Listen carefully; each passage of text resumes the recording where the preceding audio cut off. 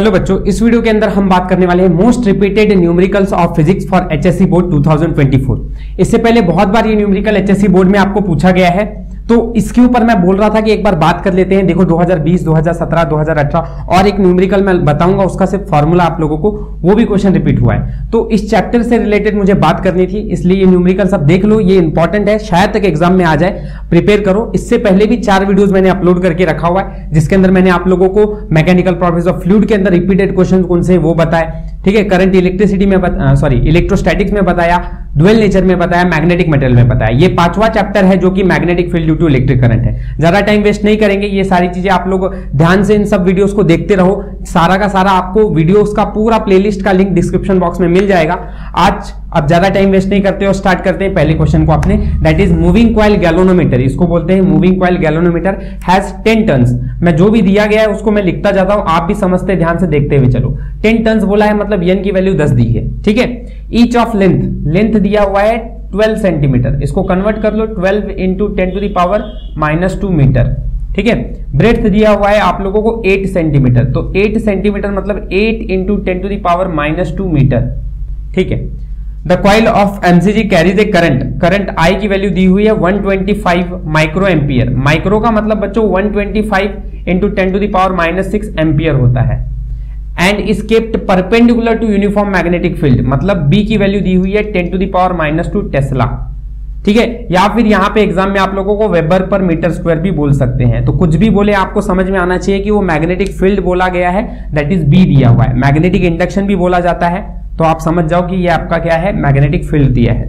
Twist constant को हम के से बताते हैं, अभी आपको फॉर्मूला बताऊंगा तो समझ में आ जाएगा, अभी टेंशन मत लो। ये आपको न्यूटन मीटर पर डिग्री में दिया हुआ रहता है, ठीक है। चलो कैलकुलेट डिफ्लेक्शन मतलब थीटा फाइंड करना है।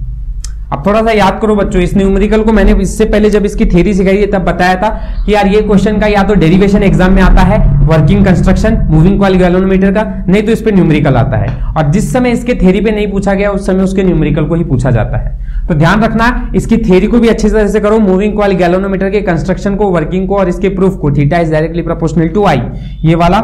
या फिर मैं अभी आप लोगों को ये जो न्यूमेरिकल बता रहा हूं के थीटा, टॉर्क का फॉर्मूला क्या होता है, torque is equal to NI/AB होता है, ठीक है, NI/AB होता है। यहां टॉर्क की जगह पर के थीटा लिखेंगे और NI/AB ला देंगे, क्यों, यही फॉर्मूला रहता है अगर आपका ट्विस्ट कांस्टेंट फॉर्मूले में आ रहा है तो, ठीक है।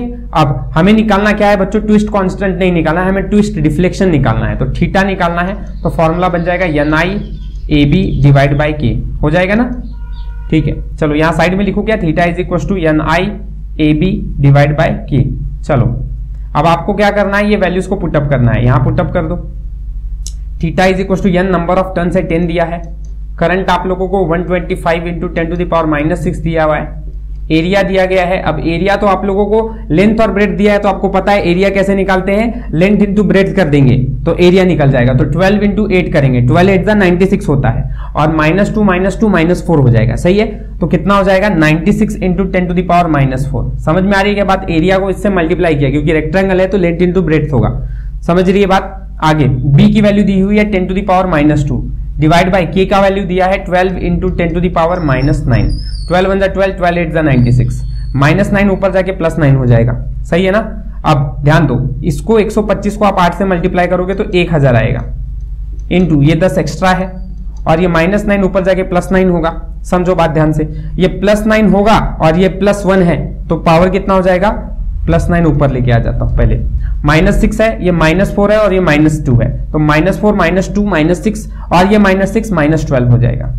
अब ध्यान से देख लो बच्चों, ये आपका 10 हो जाता है, 9 और 1 पावर 10 हो जाता है, और ये 10 टू द पावर 14 हो जाता है, तो 14 है ना, 14 नहीं 13 हो जाता है, ठीक है, पावर 13 हो जाएगा, इंटू 10 टू द पावर -12 हो जाएगा, तो कितना आ जाएगा, 10 आ जाएगा बस, है ना। 13 में से 12 गया तो 1 बचता है। तो कितना डिग्री आया, आपकी थीटा की वैल्यू आई 10 डिग्री, कितनी आई, 10 डिग्री। आई बात समझ में, क्वेश्चन समझा।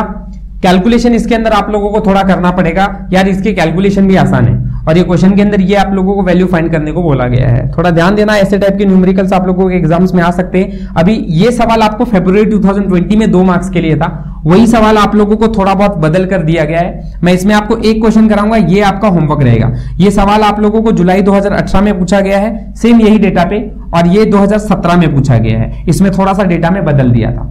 क्या था वो सब चीजें हम देखते हैं फटाफट।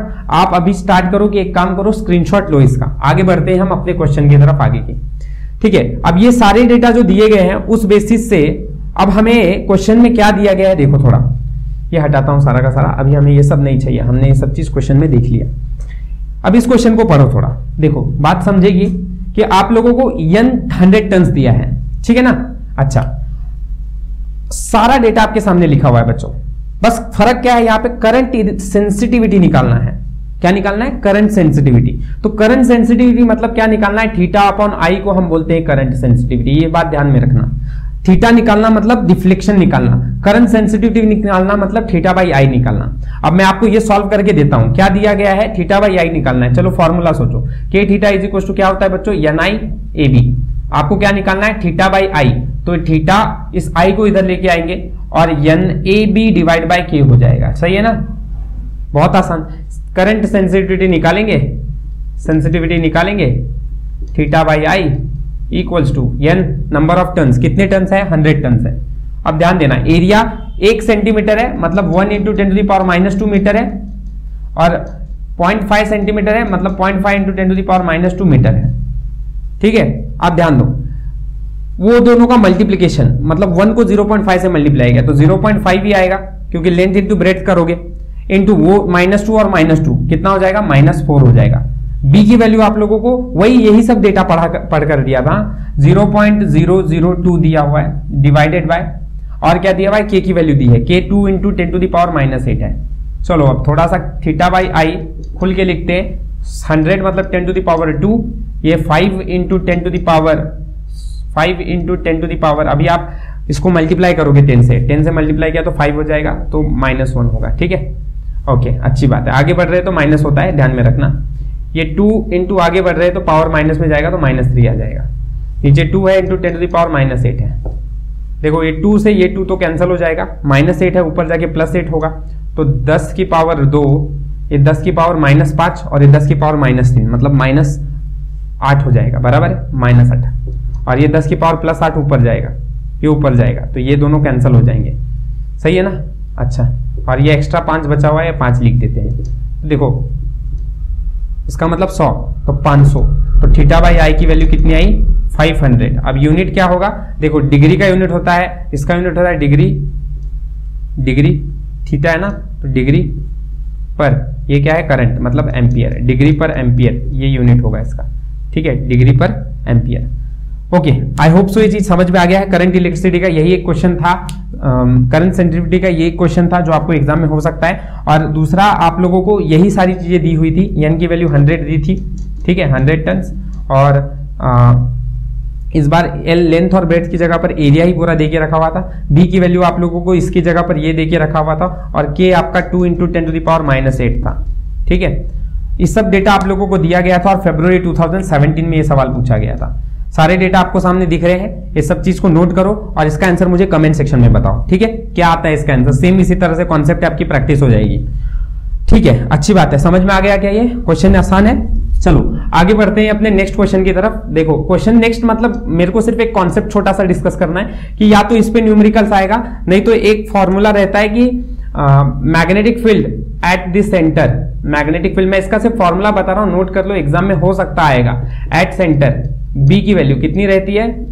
μ0 ni अपॉन 2 πr, ये सेंटर पे रहता है। इस फॉर्मूले के ऊपर डायरेक्ट क्वेश्चन रहते हैं। ठीक है, सोलिनॉइड का मैग्नेटिक फॉर्मूला, सोलिनॉइड के अंदर मैग्नेटिक फील्ड कितना रहता है? सोलिनॉइड के अंदर magnetic field B is equal to μ0 ni रहता है। ठीक है, और टोरॉइड के अंदर कितना रहता है? तो वो फॉर्मूला B का होता है μ0 ni अपॉन 2r। तो ये कुछ फॉर्मूलाज है बच्चों जो आप लोगों को नोट कर लेना है, ये सब चीजें एग्जाम्स में आ सकती हैं। ठीक है, आई होप सो ये वीडियो आप लोगों को समझ में आया होगा। न्यूमेरिकल सीरीज का 5वां वीडियो भी अपलोड कर दिया है, ध्यान से पढ़ते रहे। थैंक यू फॉर वॉचिंग, मिलते हैं अपने नेक्स्ट वीडियो के अंदर जल्द ही।